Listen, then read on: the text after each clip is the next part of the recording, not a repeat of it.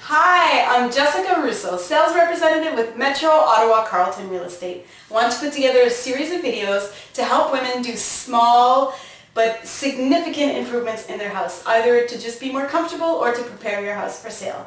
So today I wanted to show you how to caulk a baseboard. So you may be familiar with this or not, but I'll definitely show you how it works, and this is a fantastic tool. If ever you've had a new baseboard put in your house, or even if they're really old and there's cracks in them, it's so great to fill those holes and paint it afterwards, and then it looks so beautiful. So these guns are actually complicated if you've never used one before. So what you need to do is you need to pull back your lever. So often it will come from the store like this, and then it's impossible to figure out, right? So the trick is there's this tiny little lever in the back that you push on this lever, and that allows you to pull back the handle. Who knew, right? So definitely you want to practice squeezing nice and slow, because as you squeeze, this will push the caulking out of the tube, and it'll go onto your wall or your baseboard, wherever it is that you're filling the crack, and you want to do it nice and slow. So practice a little bit to squeeze this as slowly and consistently as you can. And then you practice obviously pulling the lever so that the pressure gets removed from the tube. So you'll need to cut your tube, and you want to make sure to cut not too far. So if your tube is brand new, it's going to look like this, and you want to remove just a tiny little bit at the top. Don't go cutting the whole tube off, because that'll be too big. You'll have a big mess on your hands. So I really try to start as small of a piece as I can, and I remove it at that angle so that it comes off and it looks like this. The better your angle, the better time you're going to have doing your caulking. This one is really perfect. Just like that, you have a nice 45-degree angle to go right into the crack. So you put it in your gun, and you have to load it by putting this tube piece into the hole first.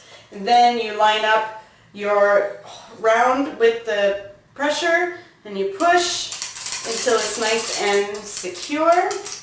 And when you see the caulking coming out, then you're ready to go. Sometimes there's a little lip inside that you need to puncture with a nail or something sharp, so you can do that as well. You want to make sure also to practice. So you can take a piece of cardboard, anything, and just practice putting caulking nice and smooth. Just practice so that you can get a good line and not be worried, and remove the pressure as well. Okay, so you want to make sure to wipe the end so that it's nice and clean. The best place to practice is in between the shoe molding, which is this piece here, and your baseboard. That's the best place to practice, because you're sure that you're not going to mess it up. It's just on your baseboard, so you can wipe it all off if you make a mistake. So that's the best place to practice, is right in this crack right here. Just a small amount, and then you remove it with your finger, squeezing, take off the excess. Now this excess can go in the nail holes. So if you have nail holes in your baseboard or other kind of blemishes, you can fill all the cracks and all the blemishes with this extra caulking. Make sure to wipe your finger off every time. Okay? And if you make a mistake and there's some caulking that went everywhere, feel free to wipe it as many times as you want. Just keep wiping it off. Once you've practiced on that spot, now you're ready to tackle the harder part. So on the baseboard, you want to make sure, if my finger's the baseboard here, that you keep your caulking gun nice and flat on the caulk, on the baseboard, so that it's filling only the crack. You don't want it to go over onto the wall too much or onto the baseboard too much. You'll have a big mess on your hands. So you just want it to be nice and flush onto the baseboard, and you're only filling that crack and nothing else. So again, nice and slow. Take your time and make sure that you just fill it.